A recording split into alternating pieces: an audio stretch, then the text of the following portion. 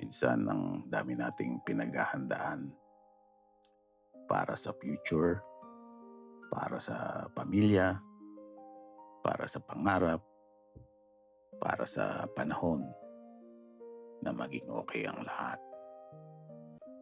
Kaya ang nangyayari, trabaho muna, ipon muna, tiis muna. Mamaya na ang saya, next time na ang pahinga. Kapag may budget na, kapag hindi na busy, kapag mas stable na. Pero minsan, sa kasasabi natin ang next time, hindi natin napapansin, lumilipas na pala yung buhay. Hindi masama mag-ipon, hindi masama magsumikap, hindi masama mangarap ng magandang bukas. Pero huwag mong kakalimutan na yung buhay, hindi lang pang bukas. Meron din tayong ngayon. Kumain ka ng gusto mo paminsan-minsan. Puntaan mo yung lugar na matagal mo nang gustong puntaan. Tawagan mo yung taong namimiss mo.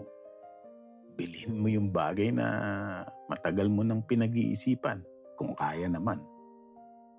Hindi lahat ng saya kailangan hintayin hanggang retirement. Hindi lahat ng pahinga dapat may guilt. Hindi lahat ng gastos aksaya. Minsan, investment din ng alaala. Investment din ng tawanan. Investment din ng oras na ibinigay mo sa sarili mo. Kasi ang pera pwedeng kitain ulit. Pero yung araw na pinalagpas mo, hindi na babalik. Kaya habang nandito ka pa, huwag mong ipagpaliban ang lahat. Magtrabaho ka, mag-ipon ka, mangarap ka. Pero mabuhay ka rin. Dahan-dahan lang, hindi kailangang ubusin ang lahat.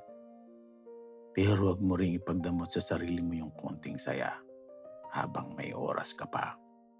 Dahil minsan, ang totoong yaman, hindi yung naiwan sa bangko, kundi yung mga araw na talagang naramdaman mong buhay ka.